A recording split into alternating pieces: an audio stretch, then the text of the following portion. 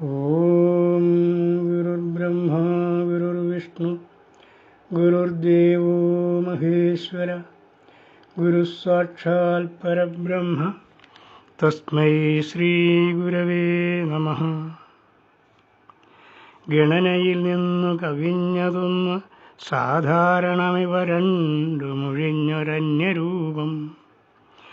നിലവിലുമില്ലതു നിദ്രയെങ്കിലും മേലിന നഗരത്തിലുമെങ്ങുമില്ല നൂനം. ആത്മോപദേശ ശതകത്തിലെ ഈ ശ്ലോകത്തിൽ പറയുന്ന കാര്യം എല്ലാവരും അറിഞ്ഞിരിക്കേണ്ടത് തന്നെയാണ്. ആകെ രണ്ട് വസ്തുക്കളേ ഉള്ളൂ. അതിലൊന്ന് ഗണനയിൽ നിന്ന് കവിഞ്ഞതും മറ്റൊന്ന് സാധാരണമായിട്ടുള്ളതും. ഇവിടെ സാധാരണം എന്ന് പറഞ്ഞത് എല്ലാവരും അറിയുന്നതും ദൃശ്യമായിട്ടുള്ളതും ആയ ഈ പ്രപഞ്ച വസ്തുക്കളെയാണ്. നമ്മുടെയൊക്കെ ദേഹങ്ങളും ആ കൂട്ടത്തിൽ പെട്ടതാണ്. ഗണനയിൽ നിന്ന് കവിഞ്ഞ ആ ഒരു വസ്തു എന്താണ് എന്ന് ചോദിച്ചാൽ അത് അദൃശ്യമായ ഒന്നാണ്. നമ്മുടെ പഞ്ചേന്ദ്രിയങ്ങൾ കൊണ്ട് അറിയപ്പെടാവുന്ന വസ്തുവല്ല. എന്നാൽ സർവ്വതിൻ്റെയും അകത്തും പുറത്തും സർവത്ര വ്യാപിച്ചു നിൽക്കുന്ന ഒരു ശക്തിയുണ്ട്. അങ്ങനെ ഒന്ന് ഉണ്ട് എന്നുള്ളത് അനുഭവവുമാണ്. എന്നാൽ അത് നമ്മുടെ ഇന്ദ്രിയങ്ങളിലൂടെ അറിയാൻ പറ്റുന്നതോ ബുദ്ധി കൊണ്ട് അനുമാനിക്കാവുന്നതോ വാക്കുകൾ കൊണ്ട് വ്യക്തമാക്കാൻ കഴിയുന്നതോ അല്ല. അതുകൊണ്ടാണ് അതിനെ ഗണനയിൽ നിന്ന് കവിഞ്ഞത് എന്ന് പറഞ്ഞത്. പലതായി കാണുന്ന പ്രപഞ്ച വസ്തുക്കളിലെല്ലാം നിറഞ്ഞു നിൽക്കുന്ന ഏക വസ്തുവാണ് അത്. അതുകൊണ്ട് ആണ് ഗണനയിൽ നിന്നും കവിഞ്ഞത് എന്ന് പറയാൻ കാരണം. നാം ഓരോരുത്തരിലും ഈ രണ്ട് കൂട്ടവും ഉണ്ട്. ശങ്കരാചാര്യൻ ചണ്ഡാലനോട് വഴിയിൽ നിന്ന് മാറാൻ പറഞ്ഞപ്പോൾ ചണ്ഡാളൻ തിരിച്ചു ചോദിച്ച ഒരു ചോദ്യമുണ്ടല്ലോ, അതിങ്ങനെയാണ്: ആരിൽ നിന്നാണ് മാറേണ്ടത്? അന്നമയത്തിൽ നിന്നാണോ അതോ ചൈതന്യത്തിൽ നിന്നാണോ? ചണ്ഡാളൻ പറഞ്ഞ അന്നമയം എന്നത് പാഞ്ചഭൗതികമായ ശരീരവും ചൈതന്യം എന്നത് ജീവാത്മാവുമാണ്. അതായത് ഇവിടെ ഈ രണ്ട് വസ്തുക്കളേ ഉള്ളൂ. ശങ്കരാചാര്യരുടെയും ചണ്ഡാളൻ്റെയും ശരീരം നിർമ്മിക്കപ്പെട്ടത് ഒരേ വസ്തു കൊണ്ടാണ്. രണ്ട് ശരീരങ്ങളിലും ഇരിക്കുന്നത് ചൈതന്യവും ഒന്നു തന്നെയാണ്.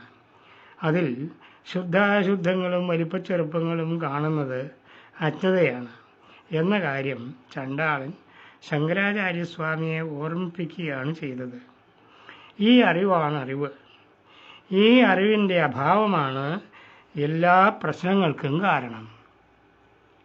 കാണപ്പെടുന്നതായ ഈ ജഗത്തും ഈ ജഗത്തിനെ കാട്ടിത്തരുന്നതായ ചൈതന്യവും ഈ രണ്ടുമല്ലാതെ മറ്റൊന്നുമില്ല. എൻ്റെ ഈ ദേഹവും അതിനുള്ളിലിരിക്കുന്ന ആത്മാവും ഈ പറഞ്ഞ രണ്ട് വസ്തുക്കൾ തന്നെയാണ്. ഇത് തന്നെയാണ് എല്ലാവരുടെയും സ്ഥിതി. സർവ്വജീവജാലങ്ങളും അതുപോലെ തന്നെയാണ്. അതുകൊണ്ടാണ് ആത്മവൽ സർവഭൂതേഷു യപശ്യതി സ പണ്ഡിത, തന്നെപ്പോലെ സർവ്വജീവജാലങ്ങളെയും തന്നെപ്പോലെ കാണുന്നവനാണ് അറിവുള്ളവൻ എന്ന് പറഞ്ഞത്. ഇവിടെ ഞാൻ ആരാണ് എന്ന ചോദ്യത്തിന് ഉത്തരം കണ്ടെത്തിയാൽ മതി. ഞാൻ ജഡമാണോ അതോ ചൈതന്യമാണോ? ഞാൻ ജഡമായ ദേഹമല്ല, അറിവായ ചൈതന്യമാണ്. ആ ചൈതന്യത്തിലാണ് ഈ പ്രപഞ്ചം പ്രകാശിക്കുന്നത്. അതിനാൽ ആത്മോപദേശത്തിൽ ഗുരുദേവൻ പറയുന്നു: മരണവുമില്ല, പിറപ്പുമില്ല, വാഴ്വും നരസുരരാദിയുമില്ല നാമരൂപം. മരുവിലമർന്ന മരീചി നീരുപോൽ നിൽപ്പൊരുപൊരുളാം പൊരുളല്ലിതോർത്തിടേണം. നാമരൂപങ്ങളായിട്ട് ഈ കാണപ്പെടുന്ന സർവ്വതും മരീചിക പോലെ മിഥ്യയാണ്. ഇതൊന്നും യഥാർത്ഥമല്ല, പൊരുളല്ല എന്ന് പറയുമ്പോൾ ഞാൻ എന്ന് പറഞ്ഞുകൊണ്ട് ഓരോരുത്തരും തൊട്ട് കാണിക്കുന്ന ഈ ശരീരങ്ങളും അതിൽ പെടുമല്ലോ. അതായത് ദൃശ്യമായിട്ടുള്ളതൊന്നും സത്യമല്ല എന്നാണ് പറഞ്ഞത്. അതായത് ആദ്യം പറഞ്ഞ ഗണനയിൽ നിന്ന് കവിഞ്ഞ ഒന്നും സാധാരണമായി കാണപ്പെടുന്ന ഈ നാമരൂപാത്മകമായ ജഗത്തും ഇങ്ങനെ രണ്ടുള്ളതിൽ ജഗത്ത് മരീചിക പോലെ മിഥ്യയാണ് എന്ന് പറഞ്ഞു കഴിഞ്ഞു. അപ്പോൾ പിന്നെ സത്യമായിട്ടുള്ളത് ഗണനയിൽ നിന്ന് കവിഞ്ഞ ആ ഒന്നാണ്. ആ ഒന്ന് ചൈതന്യമാണ്, അറിവ് അഥവാ ബോധശക്തി എന്ന് പറയപ്പെടുന്ന ആത്മാവാണ്. നാമരൂപാത്മകമായ ദൃശ്യവസ്തുക്കൾ ഇല്ലാത്തതാണ് എന്ന് പറഞ്ഞപ്പോൾ നമ്മുടെ ദേഹങ്ങളും അതിൽ പെട്ടുപോയി. ഞാൻ എന്ന് പറഞ്ഞ് നമ്മൾ തൊട്ട് കാണിച്ച ദേഹങ്ങൾ ഇല്ലാതെ പോയി. പക്ഷേ നാം ആരും ഇല്ലാതായിട്ടില്ല, നാം ഉണ്ട്. അതിനാൽ ഉള്ളതും യഥാർത്ഥ വസ്തുവുമായ ചൈതന്യമാണ് നാം. അതുകൊണ്ടാണ് ശരീരം ഇല്ലാതെയും നാം നിലനിൽക്കുന്നത്. അങ്ങനെയുള്ള ആത്മാവാണ് നാം എങ്കിൽ നമുക്ക് മരണവും ഇല്ല, പിറപ്പും ഇല്ല.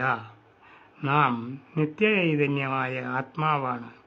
ഈ നാമരൂപങ്ങളും അതിനിടയിൽ ദേഹധാരികളായി നാം ജീവിച്ചിരിക്കുന്നു എന്നുള്ളതും സുഖവും ദുഃഖവും സ്വർഗവും നരകവും ദൈവവും പിശാചുക്കളും കുട്ടിച്ചാത്തനും വലംപിരിശങ്കും നക്ഷത്രക്കല്ലും വെള്ളിമൂങ്ങായും മന്ത്രവാദങ്ങളും മന്ത്രങ്ങളും പ്രേതങ്ങളും വൈദിക കർമ്മങ്ങളും എല്ലാം നമ്മിലുണ്ടായ സങ്കല്പ സൃഷ്ടികളാണ്.